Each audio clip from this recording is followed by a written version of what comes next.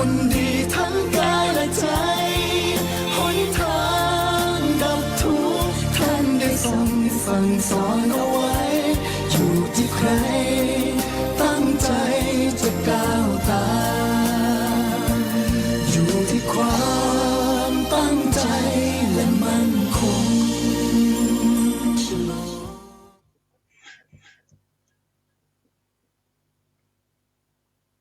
ขอน้อม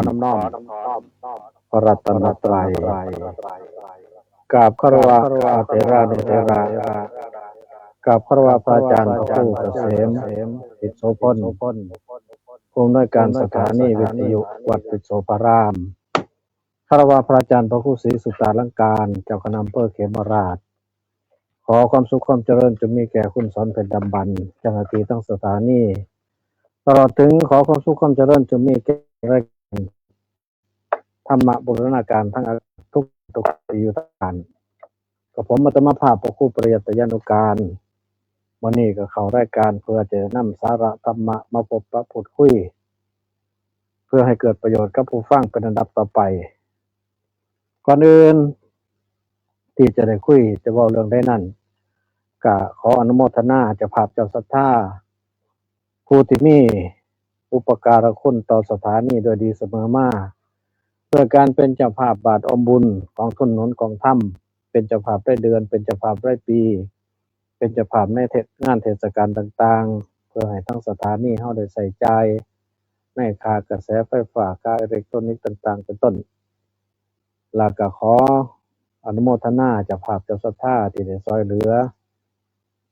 วัดวาอารามที่เป็นโดยการสร้างทำนุบำรุงในพุทธศาสนาโดยการสร้างอุโบสถศาลาการประเรียนกุฏิวิหารตลอดถึงถนนหนทางโรงห้องน้ำโรงครัวต่างๆเพื่อให้ทั้งวัดวาอารามเฮาได้ใช้สอยในกิจการงานที่สำคัญต่อไปอีกส่วนหนึ่งก็ขออนุโมทนาเจ้าภาพเจ้าศรัทธาที่ได้ช่วยเหลือแก่กุลบุตรผู้ที่เข้ามาบวชในพุทธศาสนาด้วยการช่วยเป็นเจ้าภาพทุนการศึกษาเพื่อให้กุลบุตรกุลธิดาเหล่านั้นกุลบุตรเหล่านั้นเพิ่นได้ศึกษาเราเรียนได้นักธรรมในบาลีแล้วก็ในปริยัติสามัญเมื่อเพิ่นศึกษาแล้วมีความรู้ความสามารถแล้วก็จะนำความรู้นั้นไปสั่งไปสอนกุลบุตรกุลธิดาผู้เกิดใหม่ในรุ่นต่อไปก็จึงขออนุโมทนาเจ้าภาพเจ้าศรัทธาแล้วก็ขออนุโมทนาเจ้าภาพเจ้าศรัทธาที่ได้ช่วยเหลือทั้งสำนักมีงานประพฤติวัดปฏิบัติธรรมซึ่งณปัจจุบันนี้ที่ชัดเจนก็คือที่วัดหน้าหนองทงเพิ่นก็มีการประพฤติวัดปฏิบัติธรรมปริวาสกรรม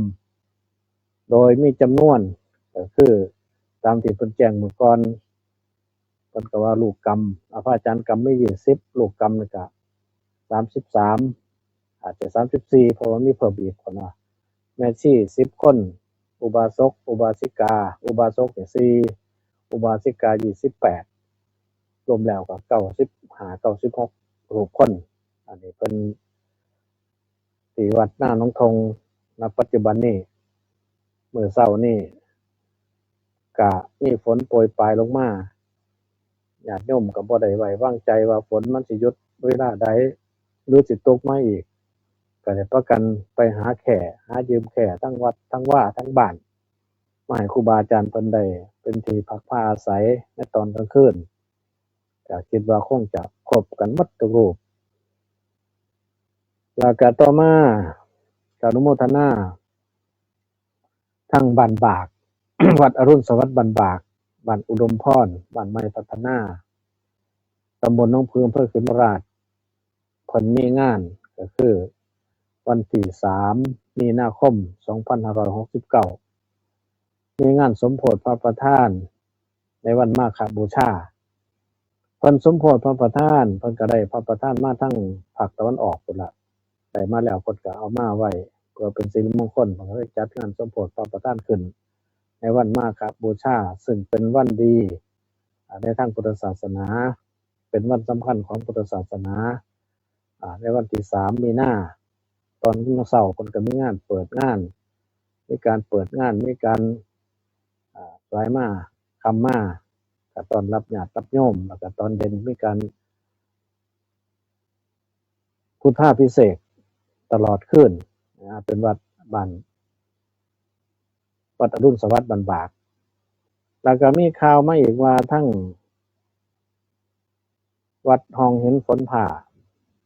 ผามะกอกเพิ่นก็มีงานสมโภชพระประธานคือกันมื้ออื่นวันที่28อันนี้ชัดเจนก็บ่ชัดเจนปานใดล่ะแต่ได้ยินว่าจังซั่นก็เลยเว้าไปโลด แต่ว่าก็เลยที่แน่ๆบาดนี้ที่แน่ๆชัดเจนจริงๆก็คือวันที่28ก็ขอเชิญร่วมสมโภชพระประธานสร้างมหาจักรพรรดิประจำปี2569ที่วัดสิงหารบ้านนาเห็นตำบลมองใหญ่อำเภอโพธิ์ไซจังหวัดอุบลราชธานีคือมื้ออื่นนี่ที่18แล้วกุมภาพันธ์เพื่อเป็นสิริมงคลเพิ่นก็เลยมีเพิ่นสร้างพระหลายรูปหลายองค์เสร็จแล้วเพิ่นก็ว่าบ่ทันได้สมโภชเมื่อมีเจ้าภาพมาเป็นผู้ดูแลในงานสมโภชเพิ่นก็เลยจัดงานสมโภชโดยจัดวันที่วันที่28กุมภาพันธ์นี้คือมื้ออื่นฉะนั้นก็ขอเชิญชวนญาติโยมผู้ใดสนใจในการประพฤติเข้าไปปฏิบัติในการร่วมสวดพุทธาภิเษกร่วมเป็นสิริมงคลหรือว่าร่วมไปการไปสวดธรรมพุทธคุณธรรมคุณสังฆคุณก็ขอเชิญไปได้โดยตั้งแต่ปีละก็15 16 17นาฬิกาไปละก็รอรับญาติโยมผู้ที่จะมาบวชชีพราหมณ์เนกขัมมะศิรจารินี18นาฬิกาเพิ่นก็บวชพราหมณ์เนกขัมมะจารินีศิรจารินี19นาฬิกากับพระสงฆ์ทรงสมณศักดิ์9รูปเจริญพระพุทธมนต์เสร็จแล้วจะภาพถวายทายธรรมพระสงฆ์อนุโมทนาเวลา20:30 นาทีประธานสงฆ์เจิมเทียนชัยแล้วก็เทียนชัยเทียนวิปัสสีเทียนพระรัตนตรัยเสร็จแล้วเวลา21นาฬิกาก็มีการสวดพุทธาภิเษกไปโดยลำดับเบิดขึ้นสอดแจ้งอันนี้ก็ขอประกาศอนุโมทนาผู้ใดอยากไปร่วมผู้ใดอยากไปตั้งเป็นบุญเป็นกุศลไปทำบุญก็ได้ไปร่วมงานพิธีพุทธาภิเษกนำเพิ่นก็ได้ก็จึงขอประกาศอนุโมทนาประกาศเชิญชวนผู้ใดที่มีจิตเป็นมหากุศลก็ไปร่วมนำเพิ่นได้บัดนี้ก็ก่อนจะได้คุยเรื่องใดนั้นก็ขอพบกับผู้ร่วมรายการอีกรูปหนึ่งขอน้ำมนต์ครับผมขอน้อมต่อพระรัตนตรัยพระปฏิรามติราทุกจันทกุปรับพระประจันทร์พระผู้เกษมทิศทุกคนกับพระประจันทร์พระผู้ประยุทธญาณการขอความเจริญในธรรมแก่เพื่อนสาธุนิกเจริญพรญาติโยมสาธุชนทุกท่านทุกท่านตามรายการทุกบูรณาการทางอากาศไม่ได้เข้ามาสารนิดนึงโดยว่าทำงานลองทำบ้านเสียงวังปูนกับเขารายการก็เป็นมหาสาระอันใดที่เป็นมันก็พยายามได้แจกข่าวบอกได้ก็มีโอกาสเวลาได้ไปร่วมบุญในเบื้องต้นก็อนุโมทนาคนปฏิบัติธรรมที่นั่นนนทงก่อนคำก่อนทำวัดสวดมนต์ก็ไปร่วมแนะนำกันเพิ่นไปตอนแรกก็บ่ได้บอกข่าวปกติก็จะแจ้งข่าว FC ว่าไปร่วมถวายน้ำปนะก็มี FC ทั้งเขาปฏิบัติธรรมคุณแม่สิริพันธ์จันทร์ทรง100 บาทรวมน้ำปนะน้ำนาคแล้วคุณดาคุณ100 บาทคุณแม่พันทองสอนคือค่า200 บาทมาจากนอกจากนั้นพิสมัยชูยา14นำบัตรก่อนอีก100 บาทคุณแม่บา100 บาทนะครับด้วยลูกกระดอกอีก500 บาทไปเป็นเจ้าภาพนิพนธ์ทรงคำหน้าน้องชมก็ ก็แดดร้อนๆคำมาร้อนตอนฝนตก2 รอบแล้วเพิ่นได้3 ฤดูร้อนฤดูฝนถ้าณขณะนั้นร้อนฤดูฝนกับฤดูร้อนพอดีร้านทำบ่ทันมีหลังคาก็ปลอดภัยพอดีทางหน้าตรงเพิ่นบ่มีบริการร้านทำมีหลังคากันแดดกันฝนได้อันนี้ก็เราสู่ญาติโยมอนุโมทนาบุญร่วมกันส่วนเนื้อหาสาระอันใดครับก็ว่าไปตามบุญตามหน้าที่ครับ ครับได้มื้อนี้ก็คงจะเอาในหัวข้อที่ปฏิบัติ เพื่อให้ญาติโยมผู้ที่ได้ยินได้ฟังเป็นข้อคิดพิจารณาต่อไปคือในหัวข้อเรื่องที่กล่าวมานี้มันอาจจะมาซ้ำกันก็บ่เป็นหยังแต่ละหัวข้อ ครับ ก็คล้ายๆกันหัวข้อบางหัวข้อมันก็ดึงตัวเก่ามาใส่คือกัน แต่ก็บ่เป็นหยังมื้อนี้ก็สิเอาความเป็นนักเลงสุราครับมื้อนี้เป็นนักเลงหญิงเป็นนักเลงสุราพุ่นน่ะนักเลงสุรานี่ก็คือผู้ใดก็ตามถ้าไปดื่มไปเรียกว่าติดอยู่ในสุราไม่ไรแล้ว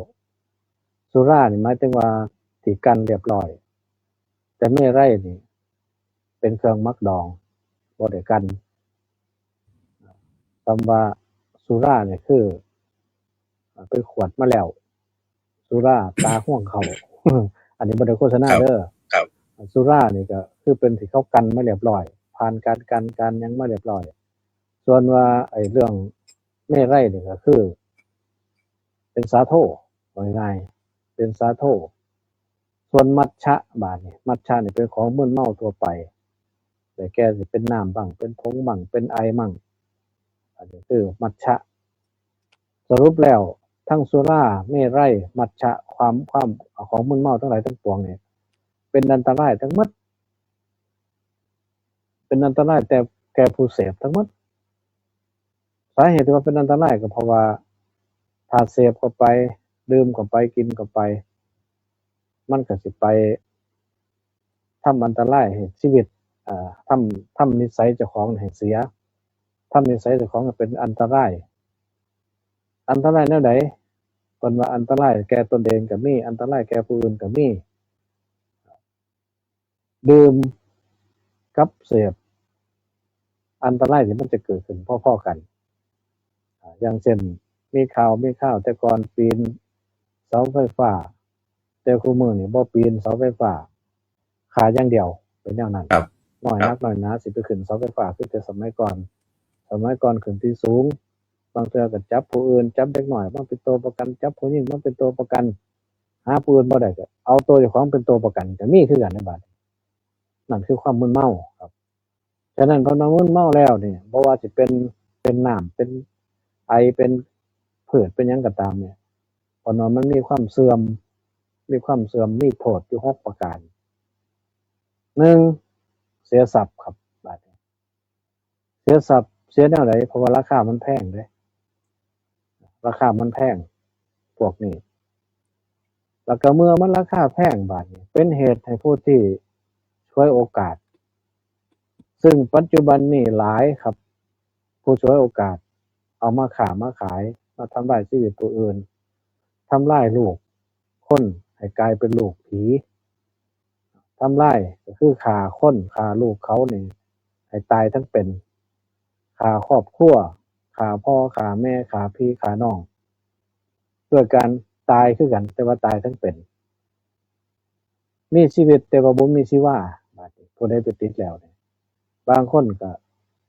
โทรมเข้าไปร่างกายพายพร้อมถ้าบ่ได้เสพบ่ได้ดื่มก็ลงแดงถ้ายังบ่ได้บาดนี้ถ้าได้ไปเสพไปดื่มแล้วจังพอมีกำลังพอเดินไปได้พอเฮ็ดการในงานได้ อันนี้คือ แล้วก็ทรัพย์ที่หานี่อันตราย อันนี้คืออาการติดแม่นบ่ แม่นครับ คือมันติดแล้วเนี่ยมันต้องเสียทรัพย์ก็คือไปซื้อมีแต่เพิ่มไปเรื่อยได้บาดอย่างเสพสมมุติว่าเสพถ้วยหนึงแก้วหนึงต่อไปมันก็บ่พอเด้อมันแข็งขึ้น ต่อไปต่อมาถ้าเป็นน้ำก็เป็นขวดได้บาดนี้เป็นขวดเป็นไหเป็นหยังไปได้บาดนี้มันปานนั้นถ้าเป็นเม็ดที่แรกก็อาจจะ1ใน4ไปประมาณก็2ไปประมาณก็เบิด4เพิ่นว่าขาหนึ่งสมัยแต่ก่อนบ่เคยเห็นดอกแต่เพิ่นบอกสู่ฟังเพิ่นว่าขาหนึ่งที่แรกเอาขาหนึ่งไปมากก็2ขาไปมากก็3ไปมากก็4สุดท้ายก็เป็นโตไปเลยบาดนี้เสพหลายถ้าบ่เสพก็บ่มีกำลังบ่สามารถที่ไปไสได้บ่สามารถที่เฮ็ดหยังได้ถ้าเสพเข้าไปแล้วจังเที่ยงทีรีบาดนี้ไปได้เฮ็ดหยังก็ได้นี่คืออาการของผู้เสพติดเสียทรัพย์ก็คือซื้อมามีแต่แพงเพราะว่ามันขายยากมันหาซื้อยากผู้ขายก็ขายยากบ่แม่นขายแบบทั่วๆไปก็เลยเป็นเหตุให้ผู้ที่นำเอามาขายนี่เสื่องมาเสื่องจากเจ้าหน้าที่มาย้านเจ้าหน้าที่เห็นบางเทื่อเขาเห็นแล้วเขาก็ต้องนำจับนำสืบอันตรายราคาก็เลยแพงขึ้นเมื่อมีผู้ต้องการก็ต้องมีผู้ขายdemand supply เป็นแนวนั้นราคาก็ต้องสูงขึ้นตามความต้องการอันนี้เป็นเรื่องธรรมดาอย่างเล็กอย่างน้อย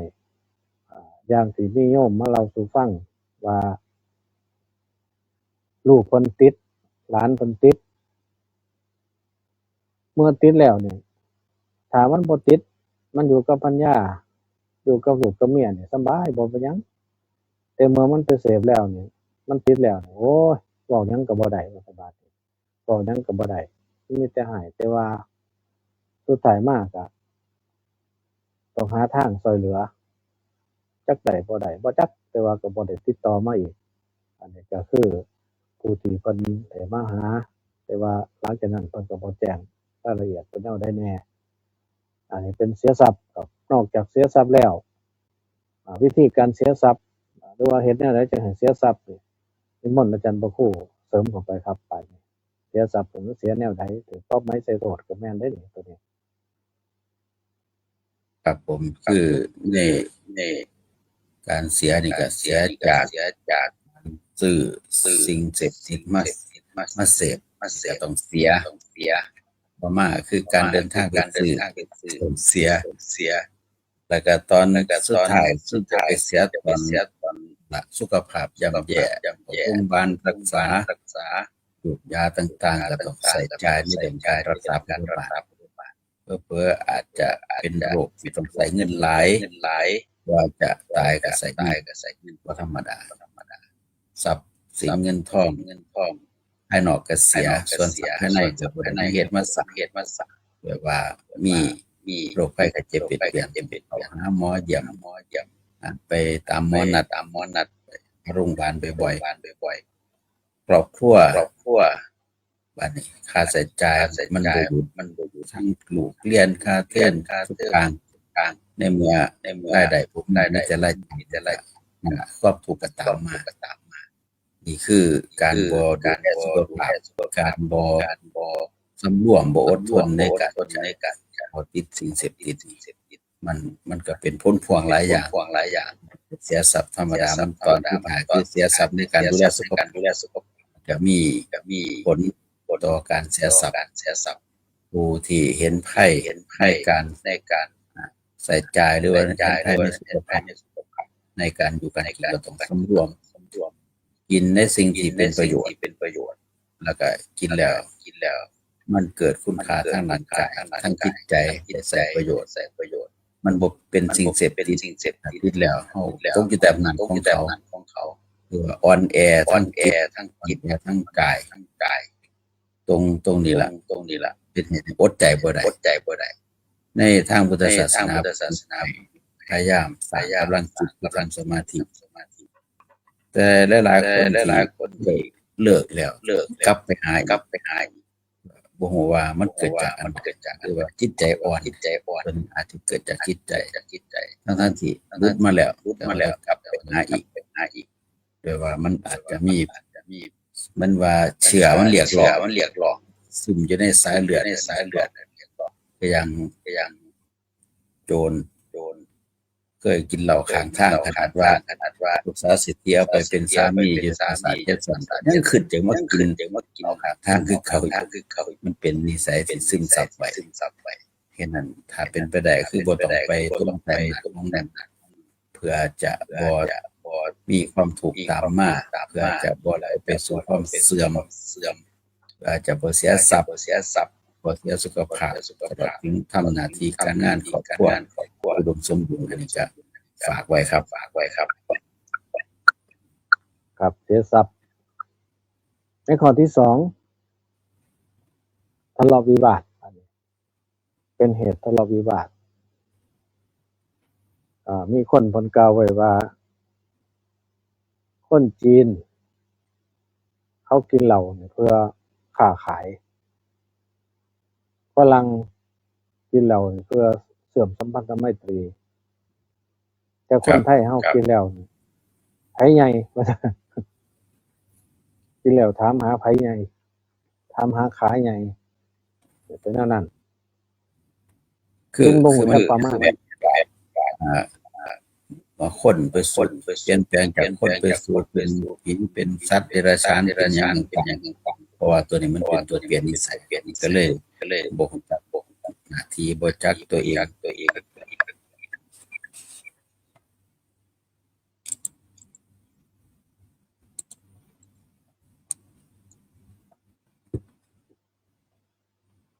ครับ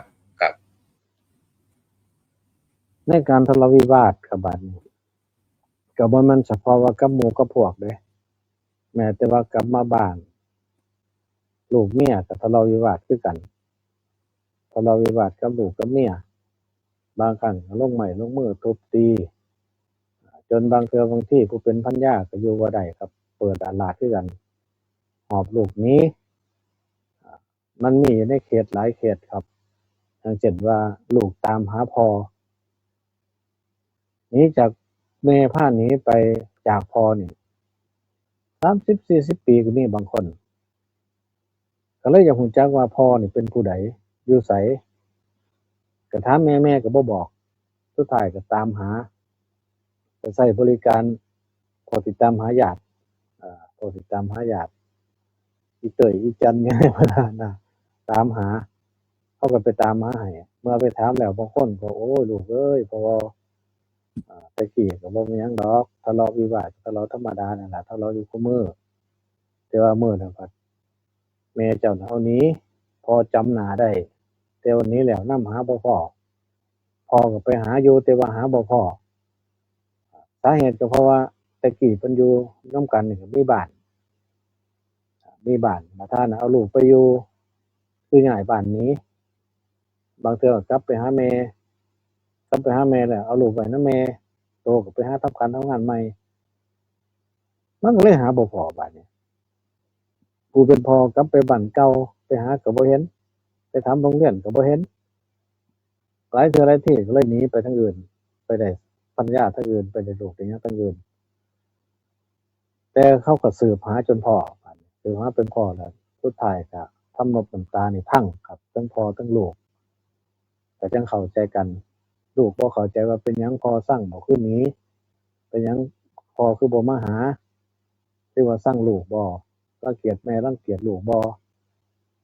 อันนี้มันเป็นเรื่องที่เกี่ยวกับทะเลาะวิวาทนี่เป็นสาเหตุที่แยกทางกันหลายเรื่องหลายราวครับตัวนี้ทะเลาะวิวาทบางครั้งบางทีก็จนตายก็มีเด้จนฆ่ากันก็มี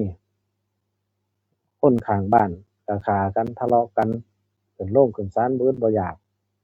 ถ้าเมามาบางครั้งบางทีก็เมามาแล้วนี่ก็เป็นเหตุให้เกิดอุบัติเหตุตายก็บ่อึดไปชนผู้อื่นตายก็บ่อึดประเภทนี้ผู้อื่นชนตายก็บ่อึดคือกันแต่ว่าทะเลาะวิวาทแล้วก็มาเกิดคดีเกิดหยังขึ้นไปอันที่3บัดนี้เกิดโรคที่มาจากการเสพของมึนเมาทั้งหลายทั้งปวงมีหลายแห่งตัวนี้สุรานี่กินเข้าไปแล้วนี่มันก็เป็นโรคหนึ่งทำให้ตับแข็งก็คือเบื้องต้นของการเป็นมะเร็งตับตับแข็ง ถ้าเสพถ้าสูบบุหรี่สูบหนักๆเข้าจะเป็นเหตุถุงลมโป่งพองเป็นเหตุให้เกิดมะเร็งเพราะว่าสารที่เข้าไปนั่นควันที่เข้าไปนั่นมันเกิดเป็นเกิดอิหยังเกิดว่าท่าว่าอิหยังซื้อไอ้สารตัวนั้น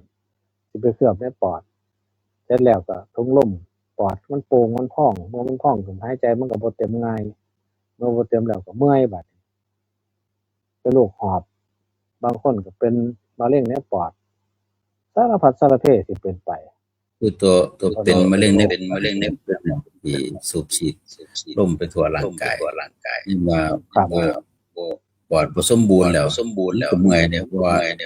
ร่างกายก็ต้องการลมออกซิเจนให้ดูแลว่าขาดออกซิเจนเมื่อใดนั่นเป็นเมื่อยครับ เวลาเป็นถุงลมโป่งพองเคยเห็นว่าหายใจเนี่ยซาวเขามันบ่หายจนตายผลได้บาดถ้าเป็นอย่างนั้นแล้วบางคนก็จนว่าคืออยู่ในหนังไอ้องค์บากเป็นแนวนั้นคือตัดปอด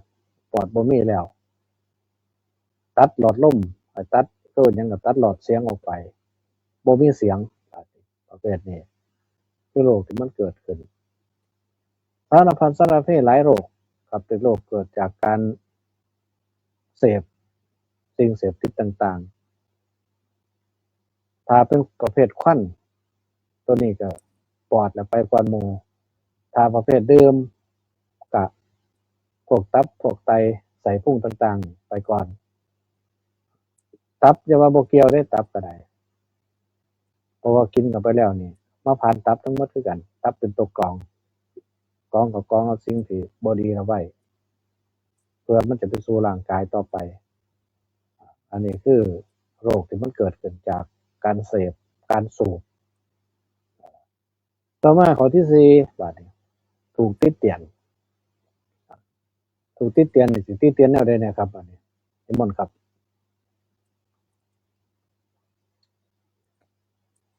คือในความหมายที่ว่าติดเปลี่ยนถ้าคนเฮานี่เนาะมันมีทั้งการให้การยกย่องแล้วก็ติดเตียนมีนินทามีสรรเสริญดีมันก็ยกย่องแต่ว่าขันบ่ดีถึกติดศีลยังบ่พอยังกล่าวถึงตระกูลถึงวงศาคณาญาติมันก็เป็นสิ่งที่ต้องระวังคือมันถ้าอดได้รักษาชื่อเสียงที่เพิ่นบอกว่ารักษาชื่อเสียงวงตระกูลถ้าถึงติดเตียนได้ชื่อเสียงวงตระกูลก็ล่ำไปนำมันบ่แม่นเสียแต่เฉพาะผู้กินผู้ที่เป็นญาติพี่น้องตลอดถึงนามสกุลเดียวกันว่านามสกุลนี้บ่ซั่นเห็นอยู่ทั้งบ้านข่อยบ่เฮ็ดอีหยังบ่ได้กินแล้วก็เมาเหงาเด้อครับเพราะว่าเป็นบ่แม่นถึงติดเตียนเฉพาะผู้เมาวงศาคณาญาติตระกูลนามสกุลคือเขาก็ว่าผู้สกุลดิเล่นการพนันหรือว่ามากินทุกอย่างเขาก็นำไปบ้านนี้ก็ลามไปถึงเอาไปเป็นผู้ครองนำแล้วเป็นผู้หญิงหรือเป็นผู้ชายทางตระกูลเขาก็สิกล่าวถึงว่าเจ้าก็สิลำบากตระกูลนี้นามสกุลนี้ถ้าเห็นมาแล้วบ่มีผู้ใดสิรอดจากการกินการเมาการเล่นหลายๆอย่างก็เป็นเลขอันตรพาลเมื่อกินเงินบ่มีแล้วก็ลักขโมยอย่างหลายอย่างเขาก็กล่าวขานกันไปก็เลยใช้คำว่าถึกตำหนิติเตียนทั้งญาติวงตระกูลแล้วก็นามสกุลกับพ่วงไว้นำกันถ้าเป็นไปได้เฮาก็ลองเมื่อถ้าถึกเฮาเฮ็ดบ่ดีไปนี่ตำหนิติเตียนวงศาคณาญาติตระกูลนามสกุลโดนนำก็อดเพื่อให้รักษาญาติรักษาวงตระกูลรักษาเสียงของตัวเองเนาะของญาตินำ จังจะบ่ได้ถูกติเตียนครับผม ครับข้อที่ห้าบ่รู้จักความละอาย เวลาเมาแล้วนี่อิหยังพุ่นน่ะหน้าด้านหนักหนาเวลาเมา เออ คนเมานี่มันหน้าด้านหน้ามึนไผสิว่าจั่งใดก็เฉยปกติบ่กล้าครับ แต่ว่าเมื่อเมามาแล้วนี่โอ้ยเว้าก็บ่จักอิหยังกาลเทศะก็บ่มีเคยครับประเภทนี้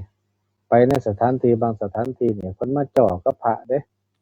มาคุยกับพระแนวนั้นแนวนี้ฮู้ไปเบิดอันนั้นแนวนี้เพิ่นเคยบวชเคยเรียนจังซั่นจังซี่ฮู้ไปหมดอะ แต่ว่าฮู้คือบ่ฮู้บ่จักครับ แต่เพิ่นมาเสนอเพิ่นฮู้นั่นฮู้นี่เพิ่นว่าจังซั่นว่าจังซี่อ่าคันแนวนั้นบางเทื่อเขาก็บอก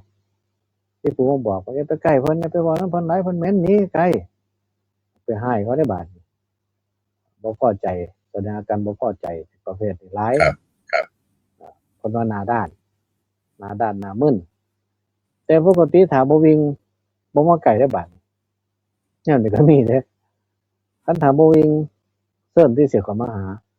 แต่ถ้าวิ่งนี่เข้ามาหามาคุยมาหยังนำโอ้ยเก่งแรงมีครั้งหนึ่งเคยไปร่วมร่วมงานกับหลวงตาถ้ำแตกนี่ล่ะหลวงตาเพิ่นว่าเพิ่นบอกว่าเฮ็ดจังซั่นเฮ็ดจังซี่แต่ก็มีผู้หนึ่งมายืนค้ำแอวสาดอยู่หั่นแหล้วเว้าจังซั่นจังซี่ห้วยเฒ่านี่คือเว้าแนวนี้ว่าคือบ่มีกาลเทศะแท้เจอเบิ่งคนใส่เสื้อใส่หยังภูมิฐานอย่างดี ตามปฏิบัติครับ บ้านหลวงตาเพิ่นเอาเซาอย่าเว้าเพิ่นไปทางอื่นเพิ่นก็ยังบ่ไปแล้วยังเว้าสาดปุ้นสาดปี้อยู่เมาบ่เด้อนี่เพิ่นว่าไปทำไมจังสิมาอยู่นี่ผมก็เลยไปดึงแขนเพิ่นออกไปทางอื่นเซาอย่าอยู่นี่ดอกอย่ามาเว้านำเพิ่นอยู่นี่แนวนี้เสียหายบ่เพิ่นยังไปทางอื่นบัดนี้แต่ก็เบิ่งแล้วคือสิกึมๆเบิ่งแล้วอาการกึมๆเพราะว่าผิดปกติแล้วก็มีเสียงดังผิดปกติ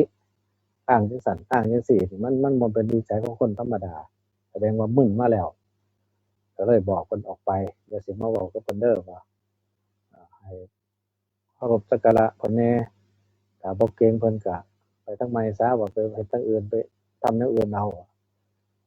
เพิ่นจังไปครับอันนี้คือ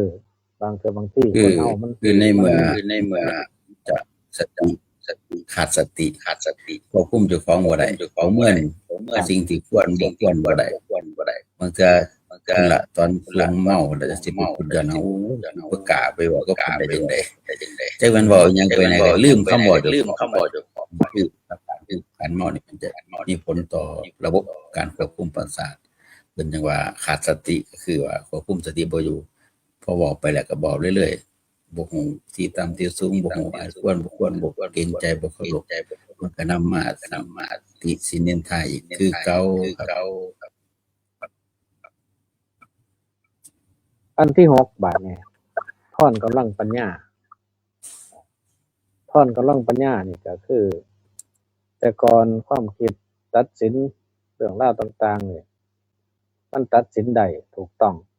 แต่ว่าถ้าไปมึนเมาแล้วนี่ช้าลงได้บัดนี้ก็ยังก็ช้าลงจังว่าเขาบอกว่าเวลา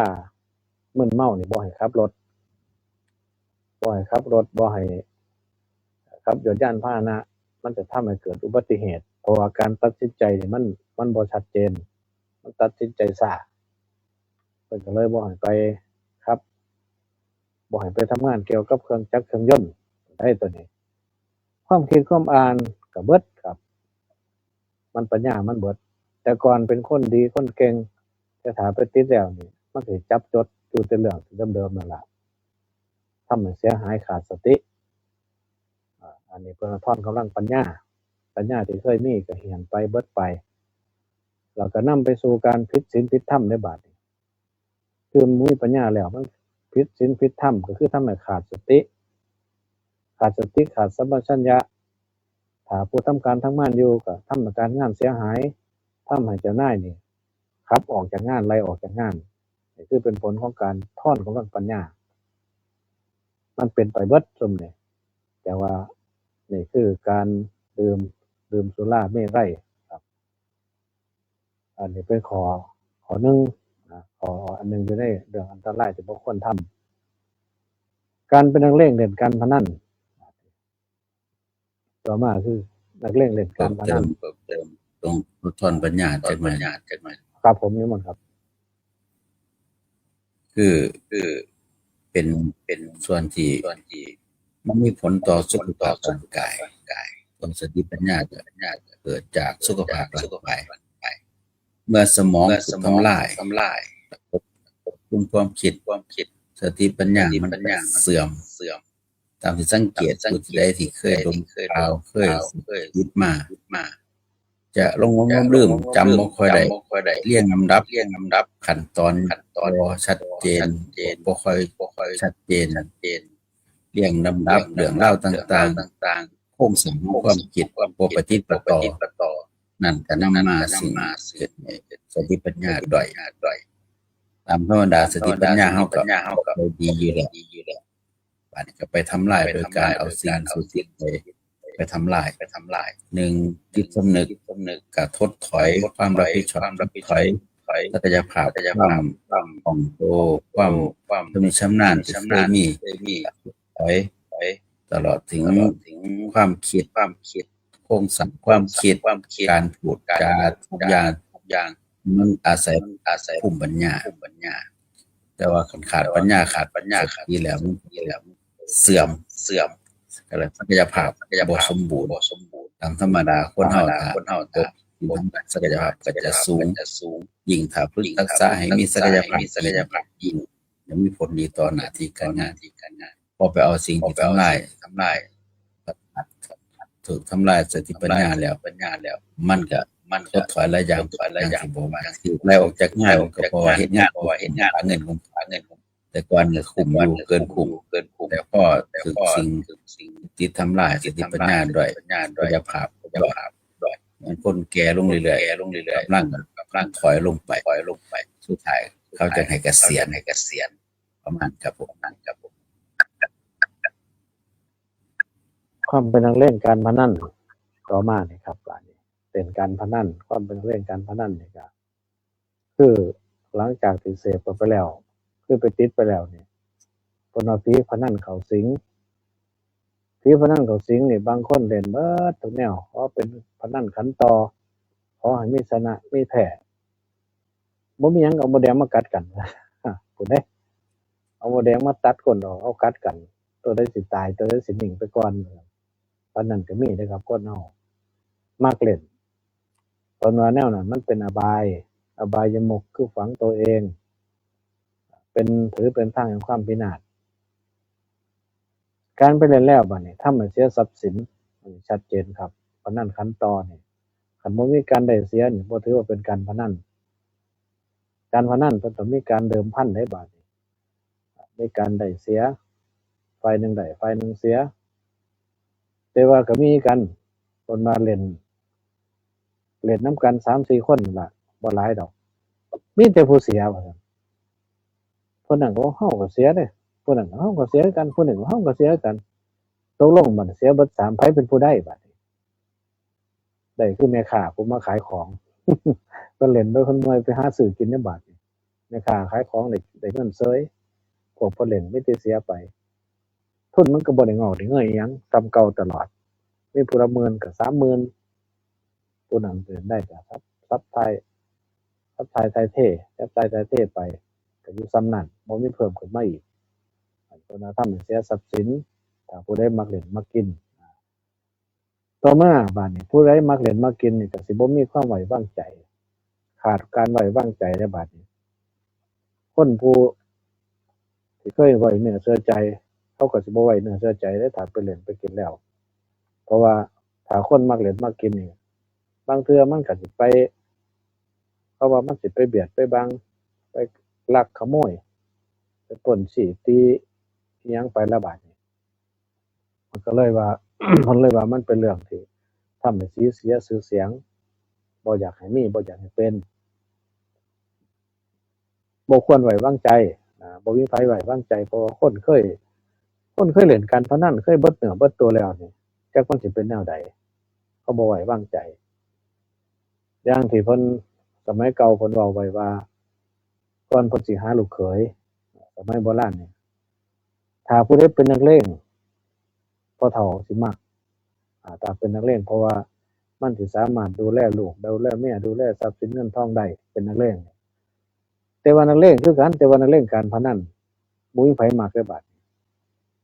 ถ้าเป็นนักเลงแบบนักเลงหัวใหม่หาฆ่าหาตีหาซกหาต่อยนี่มักแนวนั้นแต่ว่านักเลงการพนันนี่เขาบ่เอาเด้เพราะว่าเอามาแล้วมันก็สิมาผลาญทรัพย์สินเงินทองหมดไปซื่อๆนี่คือบ่ไว้วางใจต่อมาอีกเพิ่นว่าผู้เล่นการพนันนี่ก็ก่อเวรนี่ครับจังได๋ก่อเวรอันนี้มันควรก่อเวรนี่ครับเป็นจังได๋บัดนี้ คือในลักษณะของก่อเวรนี่เกิดจากการแผ่ได้ครับคือเรื่องการพนันบ่แม่นชนะบางมื้อก็เสียบางมื้อก็ได้ที่นี่เมื่อ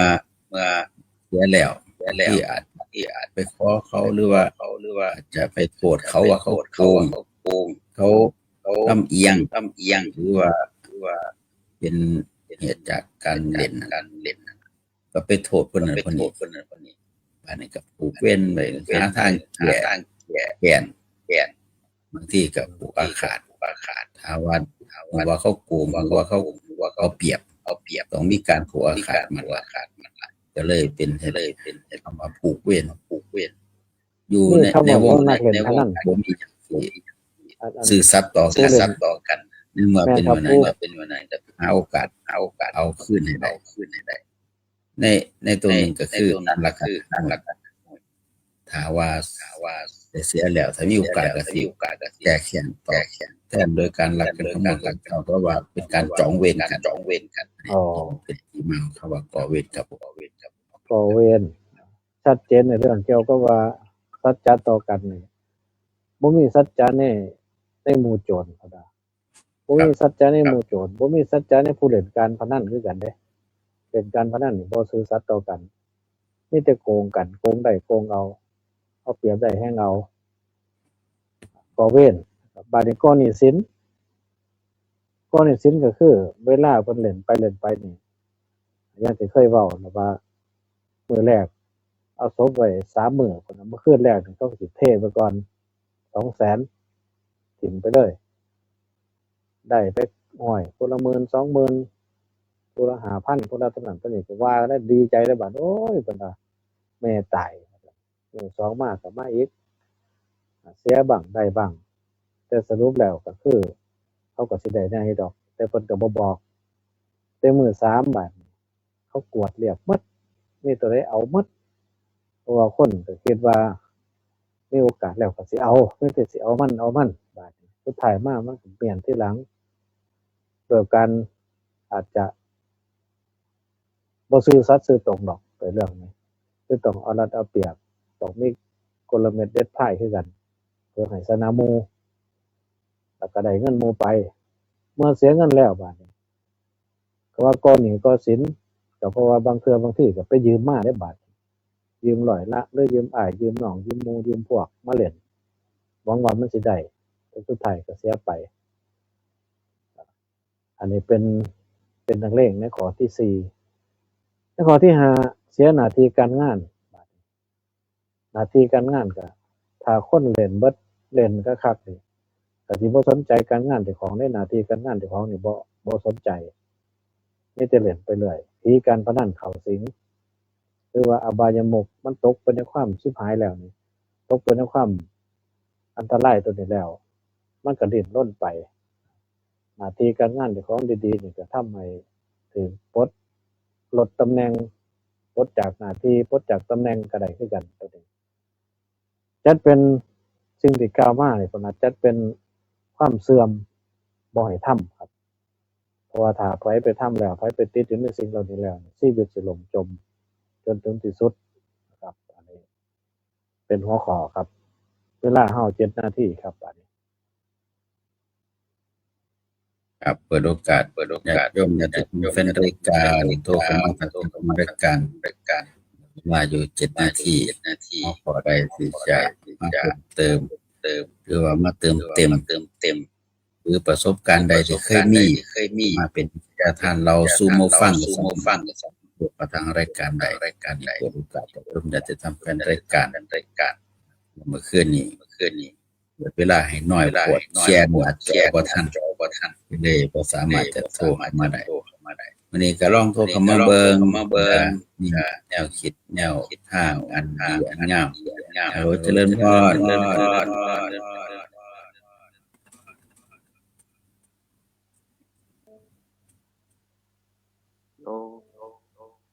ฮัลโหลเจริญพรได้ยินบ่ ออกกำลังการขนอดที่พระครู่กล่าวมาเนี่ยกล่าวมาละได้อยู่เดี๋ยวยาหลายปีแล้วยามีหลาย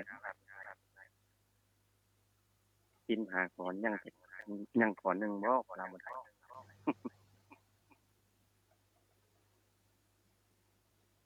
้ยินบ่ขนอดฮัลโหล ฮัลโหลได้ยินอยู่ โดย ว่าเสียงสะท้อนนี่ เสียงพระครู่ที่เสียงสะท้อน อันนี้ต้องปิดไมค์บ่ได้ปิดไมค์วัน2 มื้อละมีจังว่าคุยกับประหยัดเบิ่ง โดยกินหาก่อนนี่ละบ่ได้กินปลาหน้านี่แหละเนาะยังหาอยู่ยังหาปลานี่นะ เพราะว่าน้อยก็ยังมีภาระเนาะมัน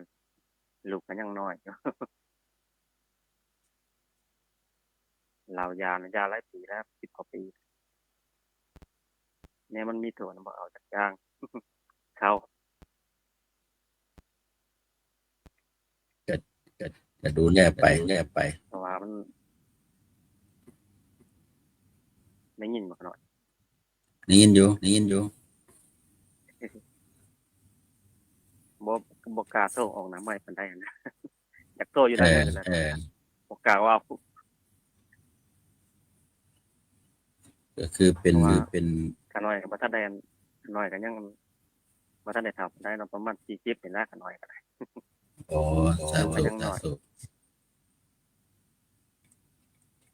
มื้อเช้าก็ฟังเทศน์มื้อแลงก็ฟังเทศน์นั่นล่ะ สาธุ ทางวัดสนวนเพิ่นนั่นแหละบ่ได้ยากบ่ได้ขาดดอกบ่ได้โทร อนุโมทนาบุญเด้อทางรายการเสียงสะท้อนครับอาจารย์ผู้เว้าบ่ถนัดก็เป็นสายแรกที่ทักทายตัวเข้าทางรายการอันใดที่เหลืออยู่ศีล5 ประการแต่ว่าขอให้มีข้อสุดท้ายสำคัญเพราะว่าถ้าขาดข้อสุดท้ายแล้วข้อ1 2 3 4ก็สิขาดนำในมื้อนี้ก็เลยได้ปรารภเกี่ยวกับเรื่องสิ่งเสพติดบ่ให้ไปติดบ่ให้ไปตกอยู่แต่อำนาจของสิ่งเมื่อมัวเมา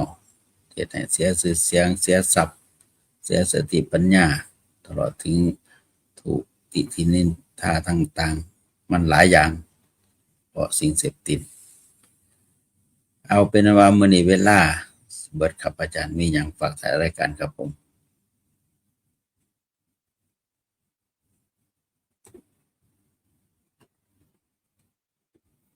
บ่ได้ยินเสียงครับอาจารย์ปิดไมค์บ่